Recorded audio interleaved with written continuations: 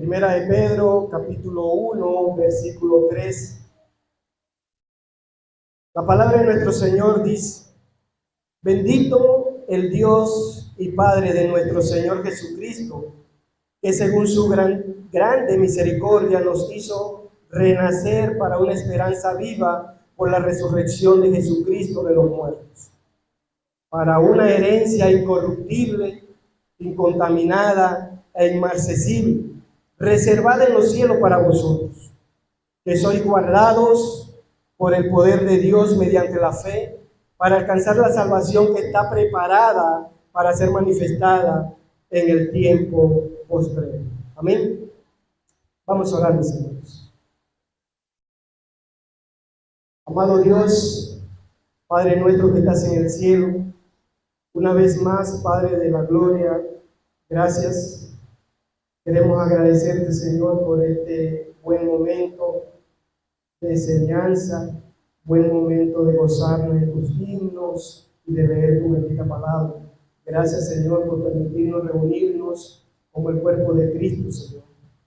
Amado Padre, queremos pedirte, Señor, que seas tú guiándonos en todo momento, Señor, que nos permitas, bendito Padre Santo, si es tu bendita voluntad, Señor, predicar tu bendita palabra correctamente, Señor. Ayúdame, bendito Dios, a predicar delante de ti, de parte de ti. Ayúdame, Señor, a poder predicar tu bendita palabra correctamente. No permitas, mi Señor, que pueda agregarle o quitarle nada a tu bendita palabra. Y ayuda a mis hermanos, mi Señor. Ayuda a mis hermanos, Padre Santo, para que estén atentos, con una mente y un corazón dispuesto a alimentarse de tu bendita palabra. Y que seas tú, mi Señor, ayudándonos, y que sea tu bendita palabra transformando nuestras vidas, porque entendemos, mi Señor, que nosotros humanamente no podemos hacerlo, pero tu bendita palabra sí, Señor. Te lo pedimos todo esto, mi Señor, en los méritos de nuestro Salvador Jesús. Amén y amén.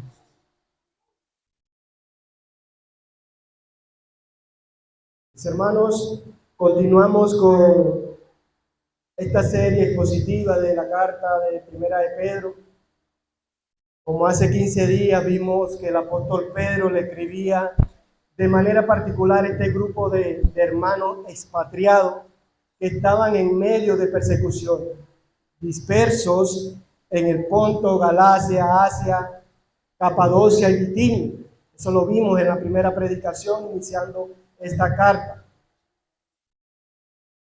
Hablábamos cómo el apóstol Pedro iniciaba y poniendo muy claro y hablando con contundencia y mostrando la identidad del cristiano. De manera que ellos que estaban sin tierra, sin nación, sin herencia, recordaran finalmente dónde estaba su identidad. Es interesante, mis hermanos, cómo el apóstol Pedro nos anima a poner nuestra mirada en esta esperanza gloriosa, esta esperanza en Cristo, esta esperanza de vida. Así que en los próximos versículos que vamos a tratar, vamos a enfocarnos de qué manera esta esperanza viva nos sirve hoy y en cada momento de nuestras vidas.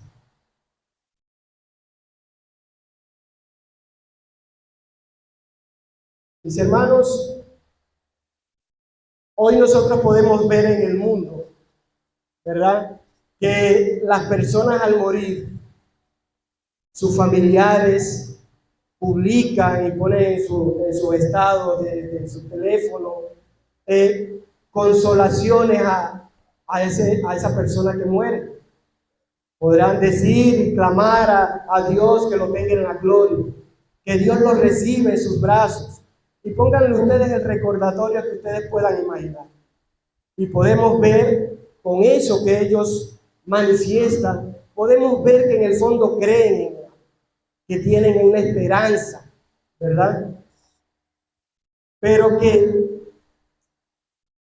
esa esperanza necesita un fundamento, necesita una base. Y tristemente muchos morirán sin haber encontrado esa base ni el fundamento de su esperanza. Lamentablemente eso va a suceder. Pero mis hermanos, eso no es el caso de nosotros como cristianos. Todo lo que han nacido de nuevo, todos los que están en Cristo han nacido de nuevo con una esperanza que nos sostiene para esta vida y para la vida venidera. Y eso es justamente la intención del apóstol Pedro, de ayudar a estos hermanos que están justamente en escenarios completamente desfavorables, en escenarios donde tienen poca esperanza, ya que tienen en su entorno muchas limitaciones. Es ayudarles a ver que la vida nuestra no es una vida hueca y sin propósito. Él les invita a que puedan conocer esta gloriosa esperanza de vida que está en Cristo Jesús. Como dije, mis hermanos, en la predicación pasada nosotros vimos cómo el apóstol Pedro en la primera palabra se dirige a estos hermanos, a estos cristianos, y les recuerda una primera verdad, que esta primera verdad los iba a sostener y que era su identidad como elegidos. Su identidad en Cristo la da esa elección de Dios en ellos. Los animaba a estar firmes en medio de cualquier persecución y tribulación. Lo segundo, mi hermano, ahora es que Pedro continúa en este saludo introductorio hablando de otra gloriosa verdad y es la esperanza que nosotros tenemos en Cristo. Yo quiero que leamos el texto otra vez, mi hermano, mis hermanos, y ustedes puedan colocar su mirada a este texto y que puedan leer de una manera reflexiva y que no se distraigan bajo ninguna situación, sino que mantengan su corazón y sus ojos puestos en estas palabras, estos versículos de que manera que el espíritu de ustedes sea animado y avivado. Así dice nuevamente la carta de Pedro, versículo número 3. Bendito el Dios y Padre de nuestro Señor Jesucristo, que según su grande misericordia nos hizo renacer para una esperanza viva, por la resurrección de Cristo de los muertos, para una herencia incorruptible, incontaminada e inmarcesible, reservada en los cielos para vosotros, que sois guardados por el poder de Dios mediante la fe, para alcanzar la salvación que está preparada para ser manifestada en el día postrero. Amén. Mis hermanos, espero que hayas apreciado este texto y hayas meditado y puedas haber visto cuánto tienen estos versículos, cuánta información nos proporciona el apóstol Pedro inspirado por el Espíritu Santo. Mis hermanos, hay algo que el texto y el sermón persiguen. El texto quiere comunicar algo muy claro, y es que Dios debe ser alabado en todo tiempo, porque hay una esperanza viva. Y como hay una esperanza viva que nos sostiene mientras atravesamos las dificultades que este mundo trae y que nos va a traer hasta que Cristo regrese. No vamos a escapar de eso. Eso va a estar allí. Por lo tanto, el sermón de hoy, a la luz de esta verdad, quiere animarnos a alabar al Señor mientras conocemos el fundamento, la promesa y la garantía de esta esperanza viva. Esta esperanza viva que tenemos en Cristo Jesús. Y esto es justamente lo que el sermón va a hacer.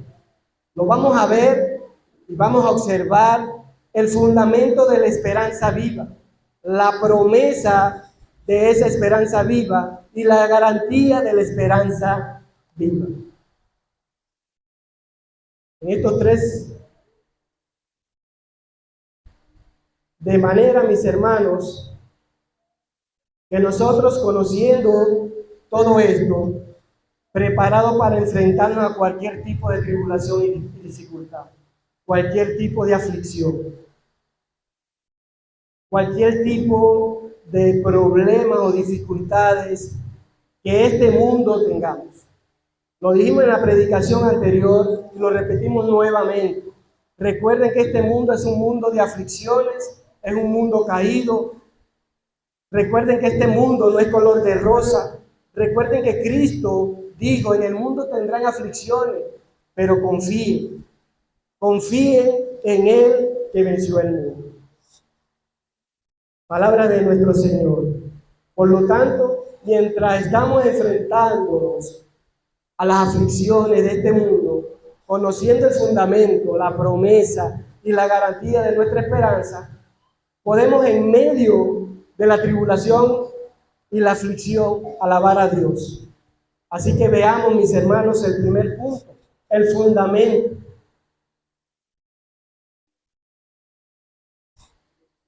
Ubíquense nuevamente en el versículo número 3. Porque yo creo que si usted lo vuelve a leer, usted podrá encontrar claramente cuál es el fundamento de nuestra esperanza.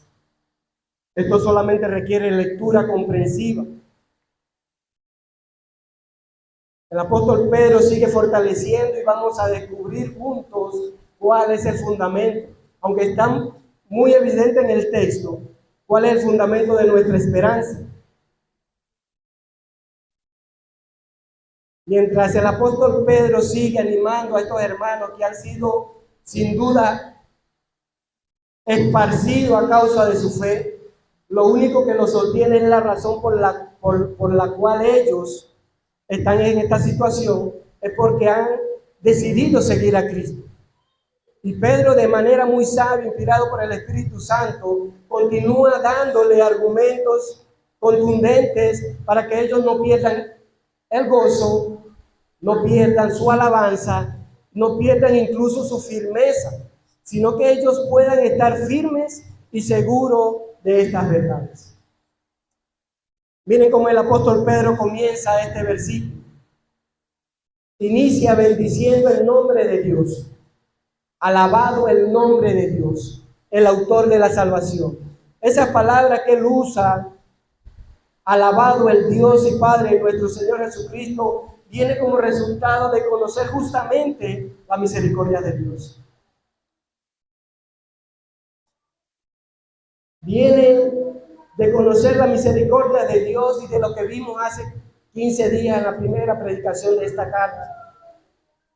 Pero ante tal conocimiento, él responde con alabanza.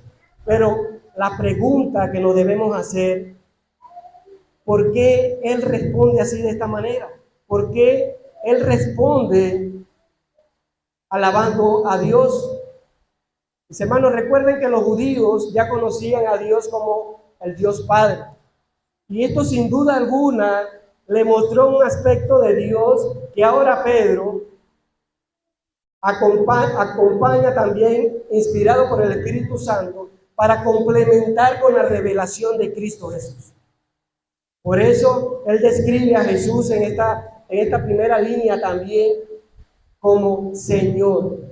En esta misma línea, bendito sea el Dios y Padre de nuestro Señor Jesucristo.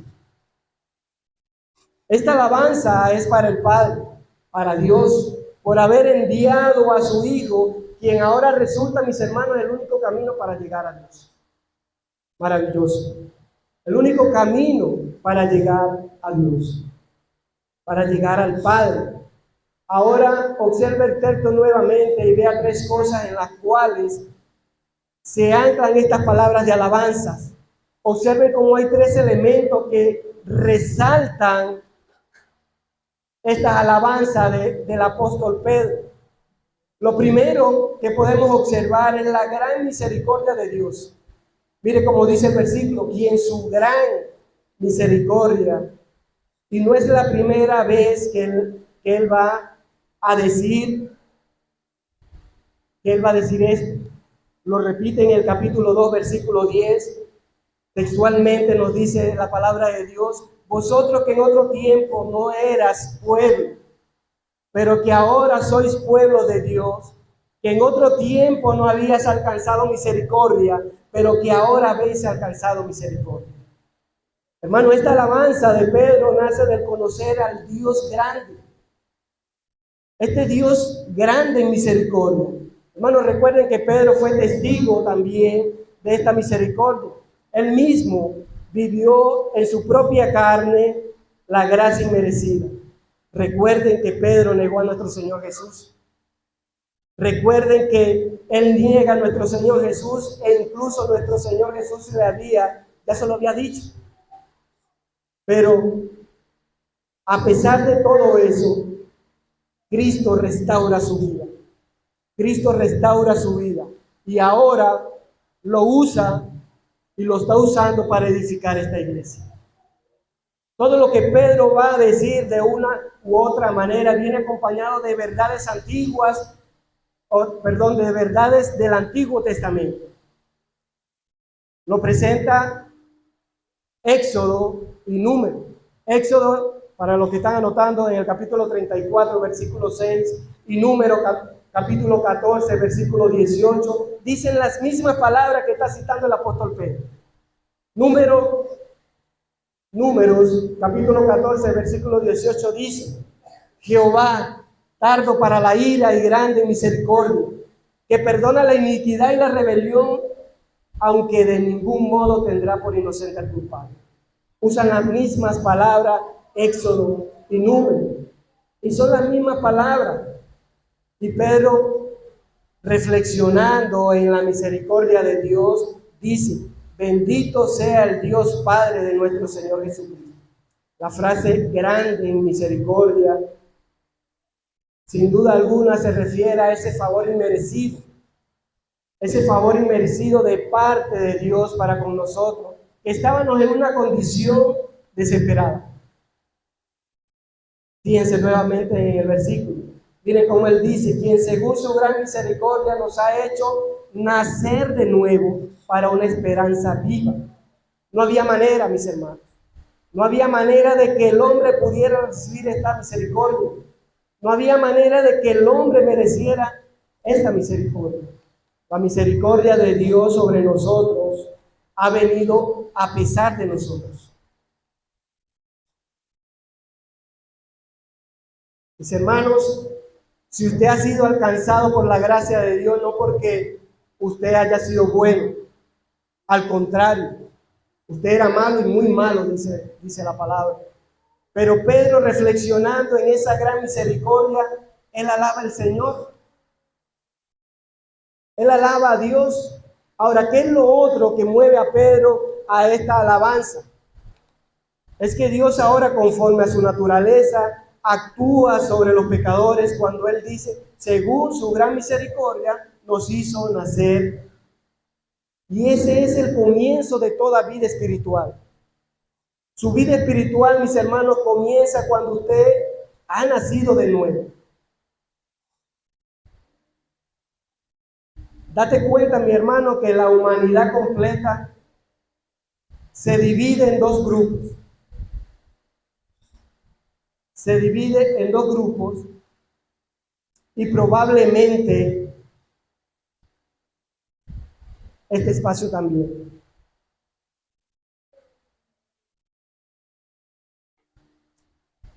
Probablemente este espacio también, mis hermanos. Quienes han nacido de nuevo y quienes no han nacido de nuevo. Esa es la gran verdad. Ahora, todo el que ha nacido de nuevo tiene una esperanza, nos dice la Escritura, y es algo que Pedro está apuntando. Ese nuevo nacimiento, ese nuevo inicio de vida espiritual es en una persona que ya ha experimentado un nacimiento físico y ahora tiene una nueva condición, una nueva naturaleza. Eso lo predispone a seguir a Dios. Porque la palabra misma, mis hermanos, nos dice que éramos enemigos de Dios. Éramos enemigos de Dios. Yo no sé si usted se pudo dar cuenta en estas palabras que el nuevo nacimiento es imposible de ser producido por el hombre. Y que la misma palabra nos muestra que era el gran conflicto que tenía nuestro Señor Jesús con Nicodemo. O que Nicodemo tenía con nuestro Señor Jesús. Jesús le dijo, es necesario que nazcas de nuevo.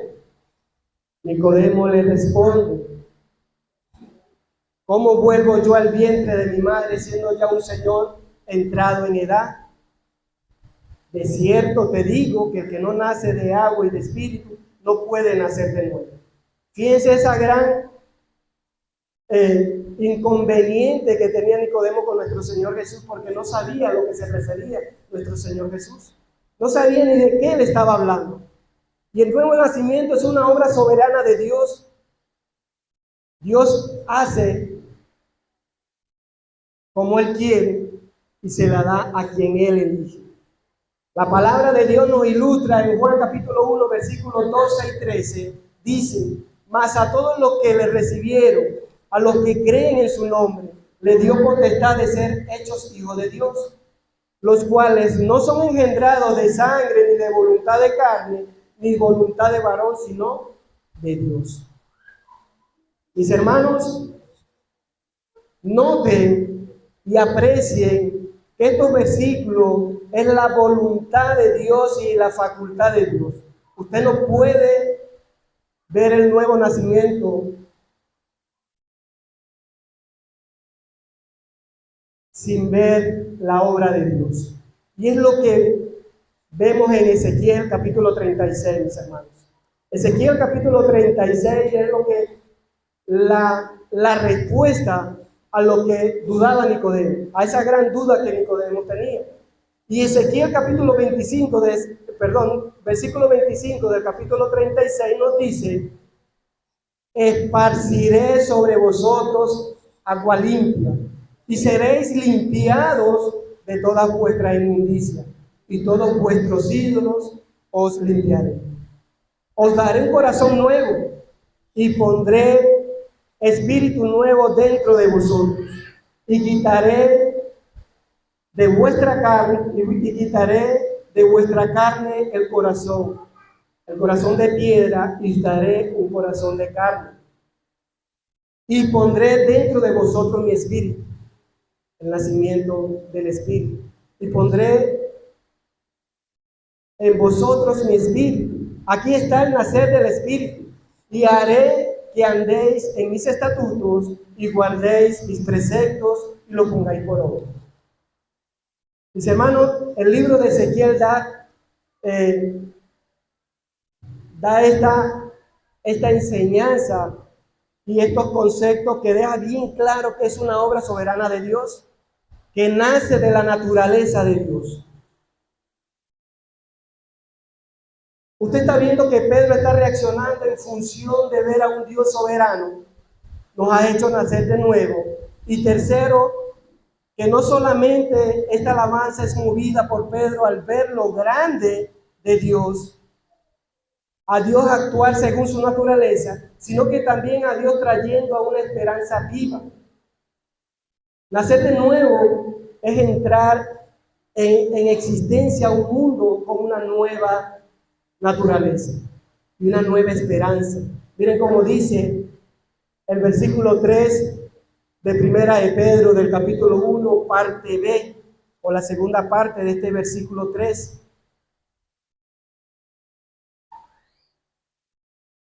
Dice, nos ha hecho nacer de nuevo una esperanza viva. Nos ha hecho nacer de nuevo una esperanza viva. No sé si usted entiende, pero cuando usted tiene un nacimiento físico, usted, y por supuesto mi persona también, nacimos en un mundo que va a perecer. Y cuando estamos muy jóvenes no nos damos cuenta de eso. Pero a medida que la edad nos llega, podemos darnos cuenta que este mundo va a perecer. Cuando se nos empiezan a olvidar las cosas, cuando empezamos a tener dolores en nuestros cuerpos, sabemos y nos damos cuenta que este mundo va a perecer. Pero el nacimiento espiritual es un mundo donde hay esperanza para el futuro. Hay una esperanza viva que va por encima de lo perecedero de este mundo. Nos ha hecho nacer de nuevo una esperanza viva mediante la resurrección de Cristo. Esa palabra esperanza es la clave en todo este libro, mis hermanos. Porque Pedro la usa en varias ocasiones, la cual habla de que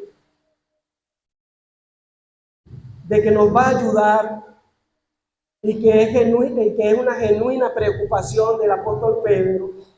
Lo va a utilizar en el versículo 21, en el capítulo 3, pero es con la intención de darle ánimo a aquellos que vivimos en este mundo, que cada vez es más hostil en todo su sentido, en toda su esencia, y hostil contra los cristianos también.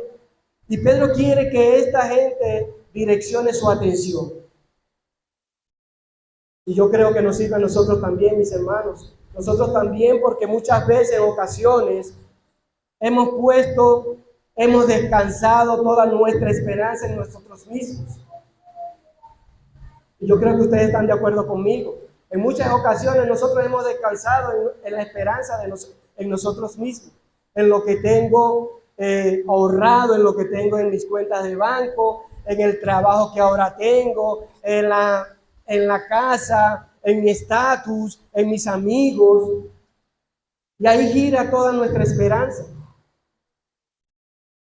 Pero Pedro está diciendo que hay una esperanza que es mejor, una esperanza que es viva y que se refiere, ¿y a qué se refiere esto? Nos podemos preguntar eso, ¿a qué se refiere esto con una buena esperanza? Bueno, la esperanza luce como la fe, mis hermanos. Claro, en un sentido, la esperanza luce como la fe. Como esa seguridad de que algo va a suceder en el futuro. Pero para que exista esa seguridad, tiene que haber algún tipo de fundamento. Algún tipo de fundamento. Y miren la buena noticia que nos presenta el apóstol Pedro, inspirado por el Espíritu Santo. Y yo quiero que la leas conmigo, mis hermanos. ¿Cuál es ese fundamento de nuestra esperanza? Léalo y llénese de gozo, mis hermanos, llénese de ánimo. Una esperanza viva mediante ¿qué? La resurrección de Cristo. Esta resurrección de Cristo de entre los muertos. Esta esperanza está segura. Esta seguridad, esta convicción que sostiene nuestra fe de que nuestra vida, nuestra muerte, nuestra salvación, nuestra vida eterna descansa sobre el hecho de que Cristo está vivo y no muerto. De que Cristo resucitó. Es lo que Pedro está diciendo. Nos ha hecho nacer a una esperanza viva mediante la resurrección de Cristo. En otras palabras, mis hermanos, la esperanza de vida futura y de esta vida descansa en el hecho de que Dios resucitó. De que Dios resucitó a nuestro Señor Jesús de entre los muertos. Por lo tanto, mis hermanos, es una conclusión lógica y razonable. Si Dios resucitó a Jesús de entre los muertos, nos dice la Escritura que también resucitará con Él a todos los que confían en Jesús. Pregunto, mis hermanos, ¿usted confía en Jesús? Repito, ¿usted confía en Jesús, mis hermanos? Si su respuesta es sí, llénese de gozo y celebre, porque su esperanza es viva. Ese nuevo nacimiento resulta en una esperanza viva que se basa en un Cristo resucitado. Y eso, mis hermanos, a nuestra mente estar persuadida de esa verdad, eso nos debe mover nuestros afectos, nuestra adoración, para cada día vivir diciendo: bendito el Dios y Padre de nuestro Señor Jesús. Grande en misericordia, que por su gran misericordia nos ha hecho nacer a una esperanza viva mediante la resurrección de Jesucristo de entre los muertos. Lo que está diciendo Pedro aquí, que este nuevo nacimiento abre nuestros ojos a una realidad de una esperanza que no es hueca, no es vacía, que podemos incluso corroborar con la historia que está basada en hechos que han sido comprobados en un Cristo que está vivo y que no está muerto. Porque si usted todavía no lo ha podido comprobar, mi hermano, si usted todavía no ha podido encontrar en la Escritura esta verdad, mírese al espejo. Y si usted está aquí hoy, es porque Dios ha transformado su vida y porque usted lo ha empezado a ver. Porque antes, ¿quiénes éramos? Enemigos de Dios. No podíamos ver sus verdades. Estábamos enemistados con nuestro Señor. Porque antes usted y yo no podíamos ver esta realidad. Porque ¿cuál era la condición anterior, hermanos? Todos los que estamos aquí sin excepción, todo el que está aquí sin Cristo, está en la misma condición en la que estaba todo aquel que está aquí, que ahora está con Cristo. La misma condición. Espero que me hayan entendido. Si aquí hay alguien que no está en Cristo, tu condición es la misma de todos nosotros cuando estábamos sin Cristo. Cuando estábamos sin Cristo.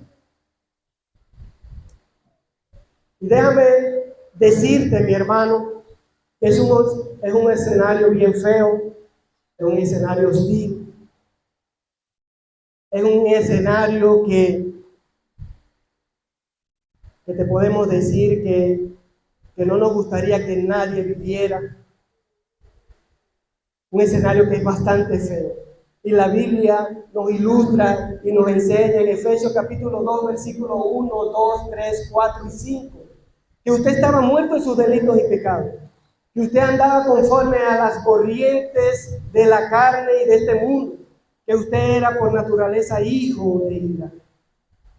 Lo mismo que los demás, nos dice la Escritura. Y no solamente eso, sino que usted andaba conforme al príncipe de este mundo, Satanás, y que consecuentemente le daba rienda suelta a todos sus deseos de la carne y de su mente. Y éramos hijos de él. Mis hermanos, 2 Corintios capítulo 4, versículo 4 nos dice que usted estaba bajo los dominios de Satanás, porque dice que el Dios de este siglo le cegó. Mi hermano, usted más nunca podía ver esta verdad si Cristo no obra en su corazón. Él dice que le cegó el entendimiento. Romanos capítulo 3, versículos 10, 11 y 12 dice que no había manera de buscar a Dios. Dice que no hay bueno ni aun uno. No hay quien entienda, no hay quien haga lo bueno, no hay quien busque a Dios. Mis hermanos, esa era la condición. Ese era el cuadro que tenía todo el que está sin Cristo. Y aún más, Romanos capítulo 5 dice que usted era enemigo de Dios. Que usted era enemigo de Dios. E incluso, mis hermanos, en esta carta, primera de Pedro, en el capítulo 2, versículo 9, que andábamos en tinieblas, en oscuridad. Y ese es el cuadro de todo lo que están sin Cristo. Mi hermano, allí no hay esperanza de ningún tipo. Un muerto está muerto, al menos que Dios, como dice Pedro, grande en misericordia, los haga nacer de nuevo a esta esperanza. Y esta esperanza es viva, porque descansa en el fundamento de la resurrección de Cristo, que está vivo. Mis hermanos, cuando nos reunimos a cantar, a alabar a Dios, usted y yo no le estamos cantando a un Dios que está muerto. Sí lo sabía. Nosotros le cantamos a un Dios verdadero, porque cada letra, cada palabra que sale de nuestras bocas son verdades que descansan en la realidad de un Cristo que está vivo. Por eso es que nuestra esperanza es viva. Nuestra esperanza es viva. El triunfo de Cristo nos hace vencedores y hace que todas las cosas, comenzando por nosotros, estén vivas. Hermano, escuche esto. Escuche esto, mis hermanos, y que no se nos borre de nuestra mente jamás. Escuche. La seguridad del cristiano en Cristo es tan cierta y tan segura como el hecho de que Cristo está vivo. Amén. La seguridad suya de vida eterna es tan cierta como el hecho de que Cristo está vivo. La seguridad que usted y yo tenemos cada momento, en cada dificultad, en cada aflicción, la seguridad que tenemos que Dios nos sostiene aquí y nos sostendrá después, es tan cierta como el hecho de que Cristo está vivo. Ahora bien, estas verdades están en nuestras mentes. Estas verdades las conocemos nosotros. Pero ¿cómo debemos vivir? Mis hermanos, díganme, ¿cómo, conociendo nosotros estas verdades, debemos vivir? Bueno, mis hermanos, alabando al Señor todo el tiempo, como Pedro lo hizo, animando a otros hermanos a no mirar las circunstancias, sus problemas, sus aflicciones, sino mirar a aquel que los sostiene en medio de la escasez, en medio de las circunstancias y las aflicciones. Hermanos, estamos llamados a alabar a Dios continuamente porque nuestras alabanzas no van al aire, sino va a un Dios que escucha y responde.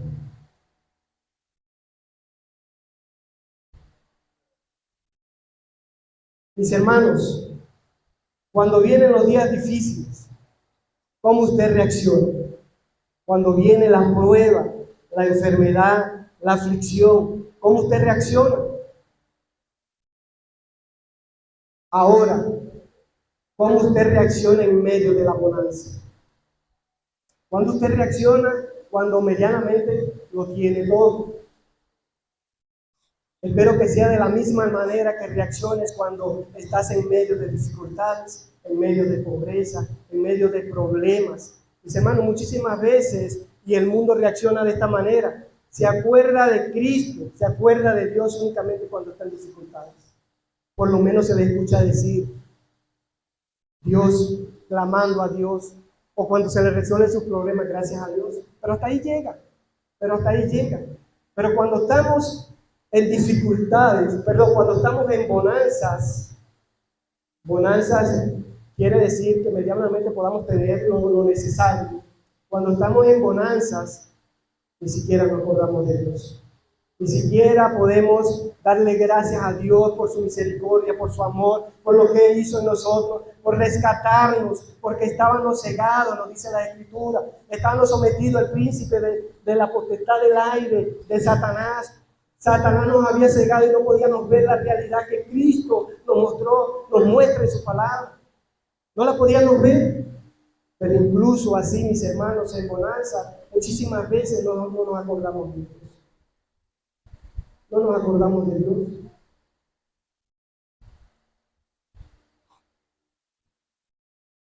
Y le aseguro que siempre, cuando estás en bonanza, siempre estarás feliz. Pero cuando viene la tribulación, cuando viene la prueba, cuando caemos en pecado, cuando vemos que las cosas no salen bien, cuando las cosas están difíciles y de color gris, cuando reaccionamos, Pedro le está diciendo, alaben al Señor, porque nos ha dado una esperanza para esta vida, y que es viva además, y es eterna. Te pregunto, mi hermano, ¿cómo esta verdad puede cambiar tu día a día? Cuando estas verdades, mis hermanos, están en nuestro pensamiento, puede cambiar de muchas maneras. ¿Cómo esta verdad puede cambiar el tiempo de tribulación, dificultad? De muchas maneras. Alguien dijo estas palabras que nos pueden ayudar a dirigir esta verdad. Alguien dijo, porque Cristo resucitó, todo estará bien. Te dieron la noticia de una enfermedad, porque Cristo resucitó, todo estará bien. El matrimonio está tambaleando, porque Cristo resucitó, todo estará bien. La carga de la casa, los días son fuertes con los niños, porque Cristo resucitó, todo estará bien. que cuando se asome la muerte a la puerta de nuestra casa, porque Cristo resucitó, todo estará bien. Porque Cristo resucitó, mi esperanza es viva y está viva porque Cristo resucitó. Yo debo creer que tengo victoria sobre el pecado que me está arrastrando, porque Cristo resucitó, todo estará bien. Porque Cristo resucitó, yo puedo creer que lo que proclamo es vida para aquel que está muerto. Y puedo compartir el Evangelio con el que no cree. Porque Cristo resucitó, todo estará bien. Yo puedo descansar en los días de oscuridad. Porque Cristo resucitó, todo estará bien. ¿Usted lo cree, mi hermano? Amén. Hermanos, hay aflicciones, sí. Hay cargas, sí. Por eso estamos hablando de la gloriosa esperanza viva. Por eso estamos hablando de todas estas virtudes que nuestro Señor Jesucristo nos dice en su palabra y que gracias a Dios, Dios habló a través de ella. Porque cada vez que usted ve a Cristo hablando justamente de estos problemas, Cristo apunta hacia Él y dice: venid a mí todo aquel que está trabajado y cargado, y yo haré descansar. En el mundo tendrán aflicciones, pero confíen en mí porque yo he vencido al mundo, dice Jesús. Hay una esperanza que nos sostiene y esa esperanza descansa en que Cristo ha resucitado y es el fundamento de nuestra esperanza. No hay manera de perder, mi hermano. No hay manera de perder. Recuerden que esta carta es para animar a los hermanos que están en persecución, aquellos que están expatriados, aquellos que han sido llevados a todas partes, a todas regiones, estaban separados unos de otros. Pero que esta carta también debe servir para prepararnos a nosotros el día de hoy ante una eventual persecución. Nos ayuda, claro, a lidiar con nuestras cargas, con las aflicciones, pero también si el día de mañana viene la persecución, nosotros podemos decir: porque Cristo ha resucitado, todo estará bien. Entonces, ¿cuál es el fundamento? ¿Cuál es el fundamento de nuestra esperanza? Muy bien, hermano, la resurrección de Cristo. Allí está anclada nuestra maravillosa esperanza.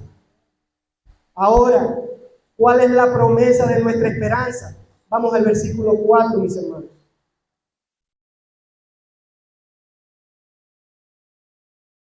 ¿Cuál es la promesa de nuestra esperanza?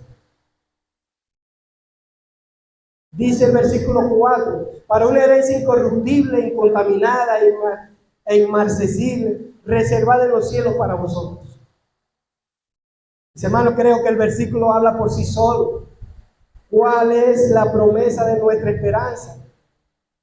Es esa herencia en los cielos. Ahora, ¿cuál es esa herencia? Porque cada uno de nosotros podemos tener una idea de herencia. Pero recuerden que Pedro está jugando aquí con unos conceptos que eran familiares entre algunos de los judíos. Porque Dios le había prometido a los judíos una herencia en una tierra. ¿Sí recuerdan?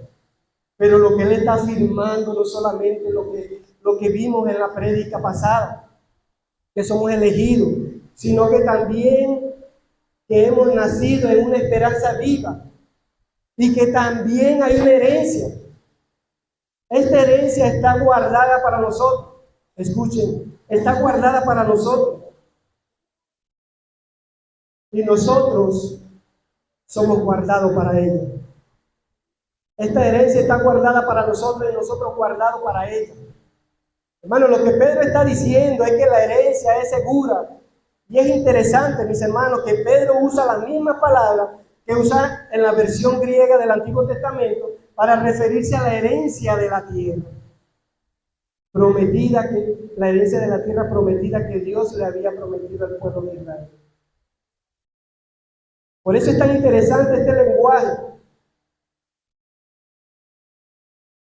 Y él dio, ¿verdad?, a toda la tribu una porción, pero Hay una tribu a la cual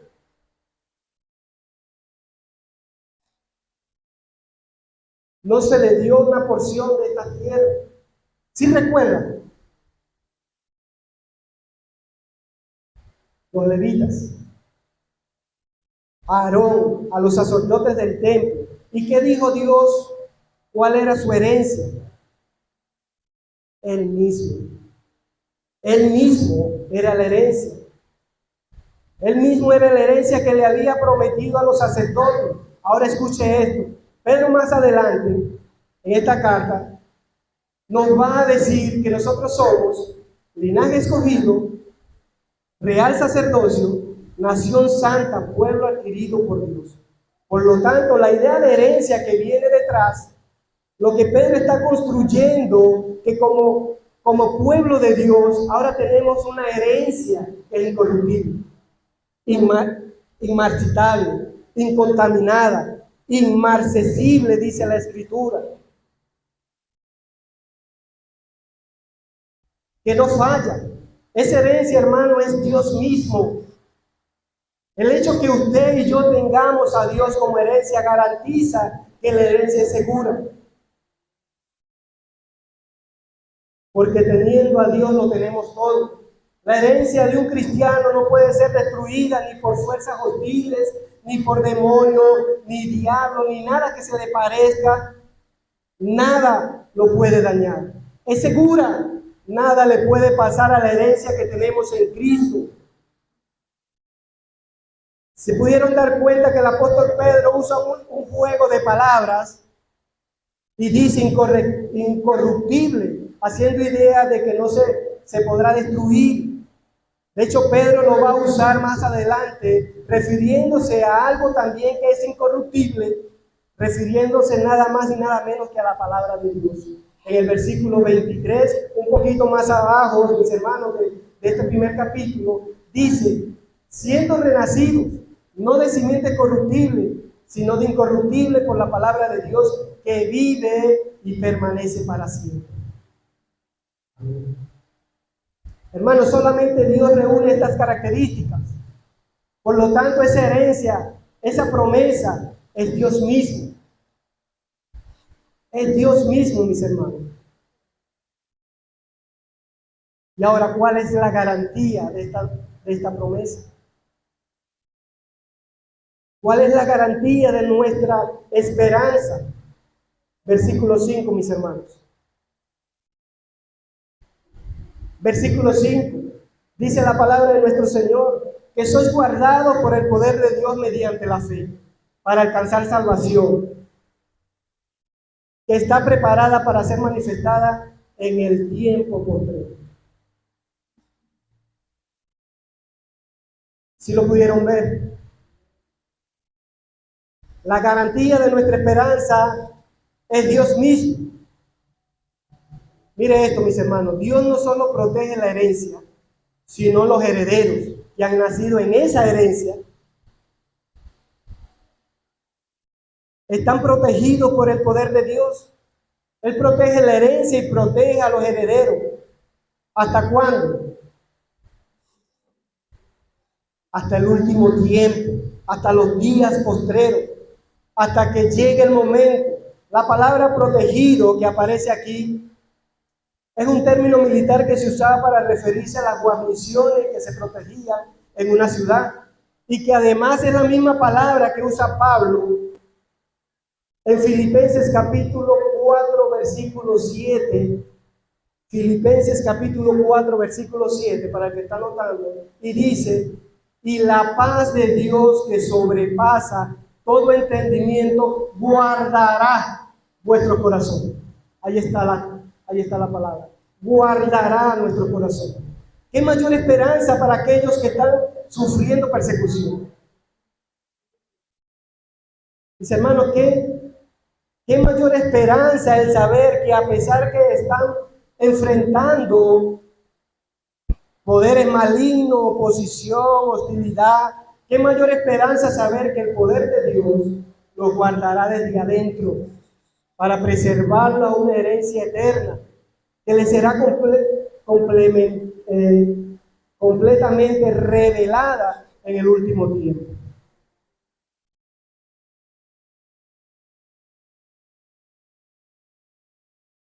Mis hermanos, vamos a explicar esto un poco. Usted y yo somos salvos ahora. Esa salvación que usted y yo experimentamos por la fe ahora, que Dios nos sostiene por la fe en todo este tiempo y será manifestada en los últimos tiempos, ¿verdad? Sin embargo, Dios lo que está diciendo, y Pedro, inspirado por el Espíritu Santo, está diciendo aquí, es que Dios mismo estará preservando y guardando esa fe ahora y después. Ahora y después. Por eso es difícil. Por eso es difícil, mis hermanos, creer que una persona que Dios haya salvado pueda liberarse del poder de Dios. Es difícil creer eso. Muchas veces se ha manifestado eso, ¿verdad? Muchas veces lo hemos visto.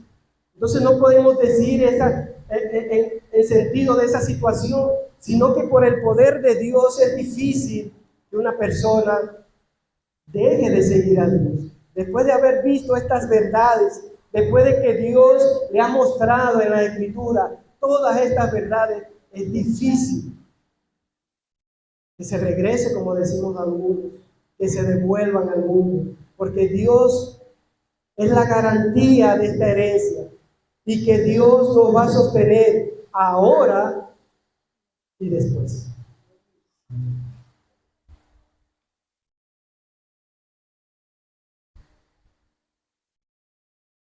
Lo que está diciendo Pedro es que Dios mismo nos estará preservando y guardando.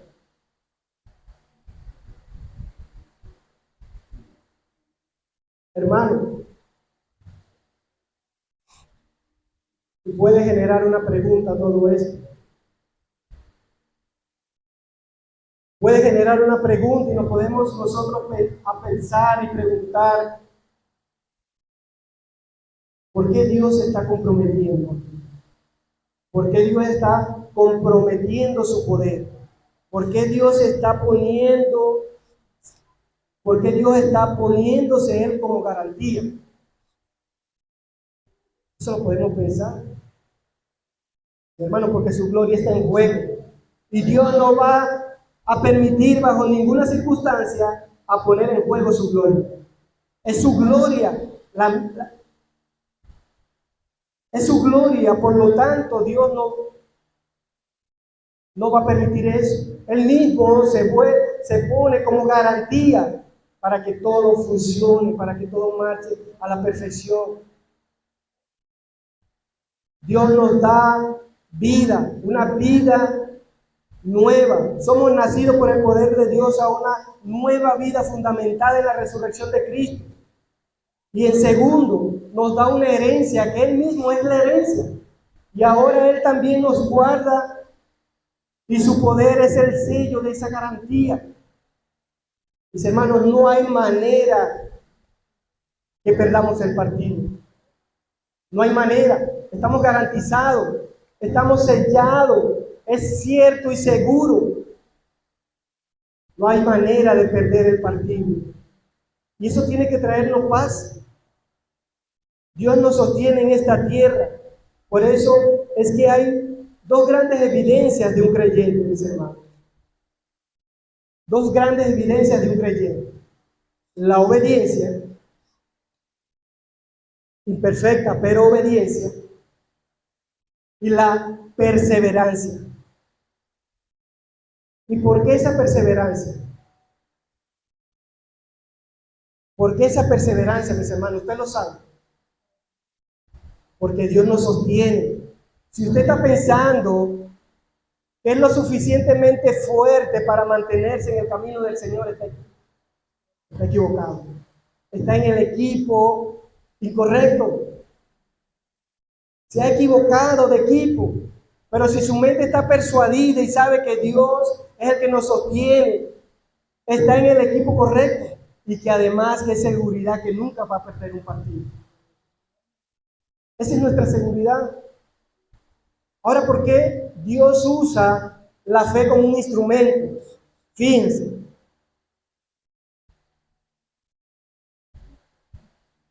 como un instrumento, porque esa fe que es plantada por nuestro Dios, que además es un don de Dios, Él pone como regalo que nos ayuda a mantener nuestra mirada ¿en quién?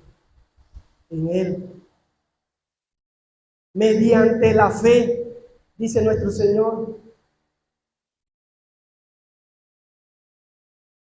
No sé si usted se dio cuenta que la fe no es la fe en nosotros, no es la fe en nuestros logros, no es la fe en los años que tenemos en la iglesia, ni tampoco es la fe basada en el tiempo y en la trayectoria que yo tengo como cristiano. Si se pudieron dar cuenta, no es así. Hermanos, la fe es la seguridad de lo que Dios ha hecho por su gran poder, por su misericordia, nos hizo nacer de nuevo, resucitó a Cristo de los muertos y ahora nos sostiene. Ahora nos sostiene. En este mismo capítulo, pero en el versículo 21, en el versículo 21, y lo voy a leer de la Biblia de las Américas, dice que por medio de Él sois creyente en Dios, que le resucitó de entre los muertos y le dio gloria, de manera que vuestra fe y esperanza sean en Dios.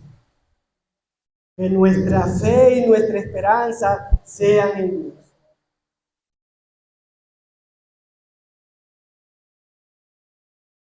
¿Sí lo pudieron apreciar?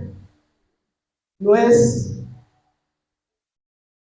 en usted la fe, y esto hay que decirlo, mis hermanos. El gran problema del legalismo y el moralismo es que el legalista cree que se sostiene por sus propias acciones. Y lo que está diciendo es que tiene fe en sus acciones y tiene fe en su rigidez, y lo está diciendo, y lo que está diciendo Pedro aquí es que usted es creyente por medio de Él, que lo resucitó de los muertos y le dio gloria, de manera que vuestra fe y esperanza sean en Dios. No en ustedes ni en lo que hace. Pedro más adelante dice en el versículo 8, que será estudiado para la próxima predicación, dice: también es un anhelo para aquellos que sin haber visto a Dios han creído. Hermanos, el poder de Dios es la garantía de nuestra esperanza. Mis hermanos, coloquemos nuestros ojos en Jesús, que es el autor y consumador de ¿qué? De la fe, mis hermanos. En Él es que debemos tener nuestra mirada, no en lo que nosotros podamos hacer, sino lo que nosotros de ahora, de aquí en adelante, porque Dios nos ha permitido ver su verdad, podemos hacer para la obra y gloria de nuestro Señor. Entonces, mis hermanos, ¿cómo usted reacciona ante estas verdades? ¿Cómo estas verdades animan tu espíritu? ¿De qué manera estas verdades pueden servirte el día de mañana? Hermano, alaba a Dios por su gran misericordia que te hizo nacer de nuevo a esta esperanza viva. Alaba a Dios porque esa esperanza viva descansa en el fundamento, en el hecho de que Cristo resucitó de entre los muertos. Mis hermanos, alaba a Dios porque tiene guardada una herencia que es inmarcesible, no perece, es inmaculada, es Dios mismo. Alaba a Dios, mi hermano, porque esa herencia la sostiene el poder de Dios. Alaba a Dios en los días buenos, no te olvides de Él. Alaba a Dios, mis hermanos, en los días malos. Alaba a Dios en los días de bonanza. Alaba a Dios, mis hermanos, en los días de escasez. Alaba a Dios en los días de salud, de enfermedad. Alaba a Dios cuando quieras y cuando no quieras también. Y cuando no quieras, mis hermanos, dile a tu alma como el salmista le dijo: alma mía, alaba a Jehová. Amén. Vamos a orar, mis hermanos. Amado Señor, gracias. Amado Padre, gracias por tu misericordia, gracias por tu amor, gracias por tus bondades, gracias porque tú nos sostienes. Gracias, mi Señor, porque todas estas verdades nos ha permitido verlas, Señor.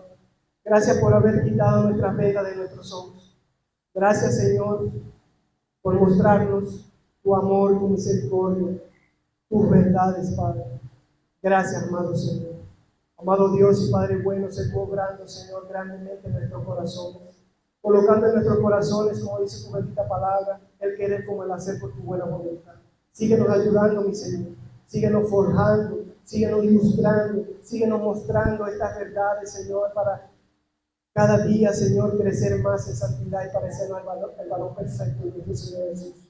Permite, Señor, que nuestra mirada esté puesta en lo alto, en el único Dios vivo y verdadero, en el único Dios amantísimo, benigno, misericordioso, longanimo, inmutable, el único Dios, como dice su palabra, yo soy el que soy. Después de ti no hay más nadie, mi Señor. Gracias, amado Señor y Padre bueno, para que sea la honra, la alabanza y la gloria. En los méritos de nuestro Salvador Jesús oramos. Amén y amén.